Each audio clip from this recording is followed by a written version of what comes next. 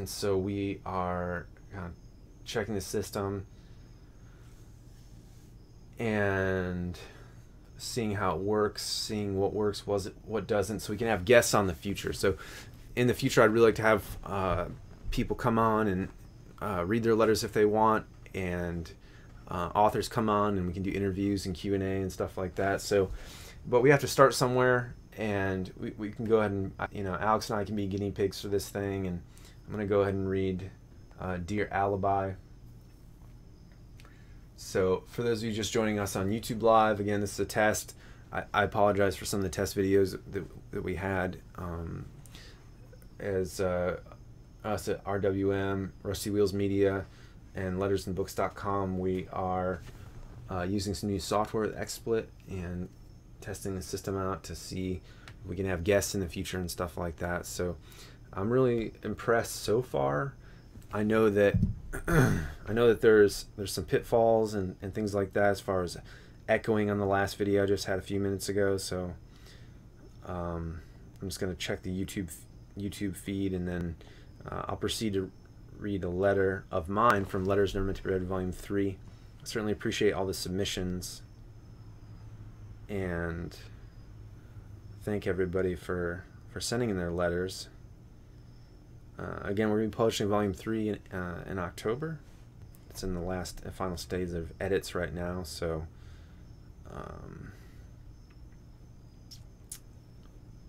just testing everything here to see if everything's good. I'm not echoing on that. Cool.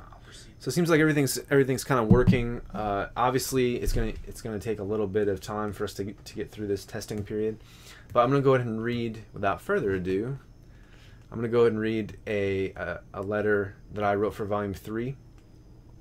It's called Dear Alibi. Okay. Dear Alibi, you think you can just come in whenever you want, pour yourself a glass of that rich wine, take a time away from what you really desire? Fine. Go ahead. Your work boots are already off, and your hollowed out scenario is already drawn. I get it. Take a seat. No, not there. Over there. Fine. You get the comfortable chair with the armrest while I sit on the ottoman and stare into my future. What trinkets have you brought from distant lands to tell us our fortune? What miracles have you discovered in your travels? You sit and tell of powerful men from foreign shores and their folly, how they make great decisions that are ultimately against them, how they too get caught up in lust and leisure, the predominant forces in the universe. You chat around about why you know what's best for me because you have seen it firsthand. All of this is a parable for why you were right, why you deserve another drink before you continue. I pour, and you make up the story as you go, adding bits and pieces from my reaction. You're not a liar per se. You're a grand storyteller of the old sense. The problem is you have no idea when to stop. When I have all the time in the world to play your games, can I relax once the day is done? In the setting sun of my life, you can come and ask for your time all at once. Here, take a voucher. Peel off your time for do-nothing deeds straight from the ending. I won't have much to accomplish then anyway, right? In the twilight, I can practice making decisions that don't matter and build empires that will never rule. Do you know something I don't? Do you know that I am going to die early? Please spare me your big speeches about living better and all that. You have always been part of the problem. I talk of others not wasting their time with television, games, girls, fun. Meanwhile, I've got a Skinflix producer sitting right here with his feet up, demanding more wine than a tiny dancer. I'll admit, I don't even know when the day ends and begins. Left to my own devices, I would work and work and work. Sure, I've got issues with controlling my ambition. I have issues with controlling you, too. You are not a tasty reminder. You are the bitter grit in my mouth just before the morning sun, when I don't want to get up to go to the bathroom but need to. You are that feeling and that taste, the rot. How does it feel to be called what you are? Your arms are tendrils and your conscience weak. The beard that winds around your lying mouth is unkept. Your jeans are torn, and you love like a man of leisure should. Why do men of leisure make such good lovers? Are they uninhibited by the feeling of strength and purpose? Or is that how they define their strength and purpose? Do they have better backs? Do men of work and ambition tire too soon? Do they get so wound up with the worries of the day and their futures that they release before it's time? Ask in the mirror? You moron. You wretch that dares set foot in my house, drink my wine, and demand to proclaim what is best for us? I simply have no time for you, not anymore. I have far too many things to... Who's she? Why is she turning around and looking at us like that? Is she seriously tossing her hair? Why do I smell Aquanet? Did you do this? Of course, I get it. You intend on seducing me through her into living a life of pleasure instead of purpose. I won't give in. She does nothing for me that I couldn't get on my own. Heck, if you let me follow through with my plan, I can purchase through either admiration or direct acquisition 10 of her in a penthouse suite in 5 years. Models. Every single one. You don't believe me? I can. But not if you keep coming around, preaching your nonsense and tracking your mud around the house. Now, get your boots off my ottoman. You've seen the door once. Oh, great. Now I must clean. Nothing is good enough, and there's a need for chores before I can get to the real work of the day, planning around you. What have you done with my list? You hide key items from me to prevent from completion. I know it, you know it, and just so the air is perfectly clear, I want you to leave. Take her with you. I have things to do.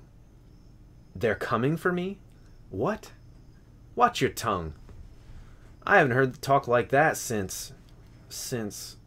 Oh dear. What if you're right? What if they all find out what I really am, and you weren't there to back me up?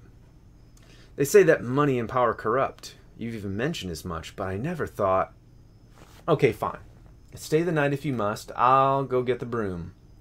At least then you can testify in court on my behalf, and the judge and jury will say nothing of this arrangement. Sure, we can even take a nap on the couch with her, but no clothes, just so there's another credible witness. No acts of ambition here, no thoughts of conquering for real, or getting the job done, or feeling a sense of accomplishment. Just sit down and relax.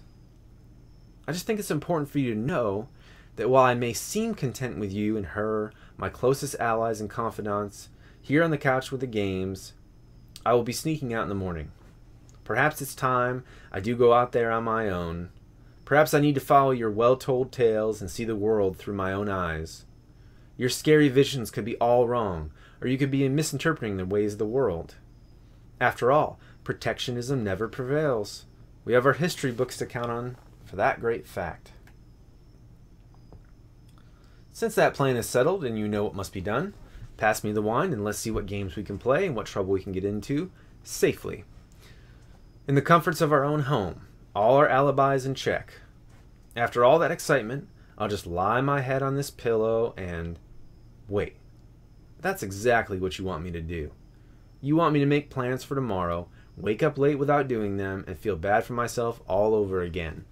No. You don't get your wish. I've discovered a new secret. I've discovered a new alibi. Other people. There is no one else? Watch it, or I'll call them all in right now. I'll tell them what you've been doing here, and sure, some of them will leave and write us off. But the good ones, the ones that are true and worthy of my ambition in time, they'll stay. They'll listen to my tale for once, about how you've attempted to sabotage this whole enterprise. How your routine expectations of being a commander of nothing is not the way of the world, my world. Once they hear these truths about how they have come to depend on me and you've stood in our way, I won't need you anymore. When the bailiff takes me from my pillowed cell and I must stand trial, I will call my first witness, but it won't be you. I will not rely on you to be my alibi any longer. Mark. And thank everybody for listening, and thank you very much for putting up with our tests. I certainly appreciate it. And that letter, Dear Alibi, is similar to Letters Volume 1, Dear Mark. I tend to go hard on my own self sometimes, and in this case I had a little bit of fun with it, and usually I'm talking about myself in the third person and stuff like that, so, or another version of myself, and addressing some kind of grievance. In this case, I just had a bone to pick with my alibi, as it were, with myself, and how I wrote it, I just kind of started going. I had something to say, and I wanted to create a little scene, and so I did that. For some of you, writing a letter to yourself can be cathartic, can be fun, can be pretty tough. So not a letter for everybody. Not everybody wants to write a letter themselves and kind of put a mirror in front of their face and address certain things. Not everybody wants to have a bone to pick with themselves, but I hope you enjoyed it, and I hope you stay tuned for next time, and go ahead and keep sending your letters, lettersandbooks.com, submissions, manuscript submissions, and letters never meant to be read. And we'll see you next time. In this case, I used to always say push the button twice. In this case, goodbye Facebook, bye Facebook, and bye YouTube.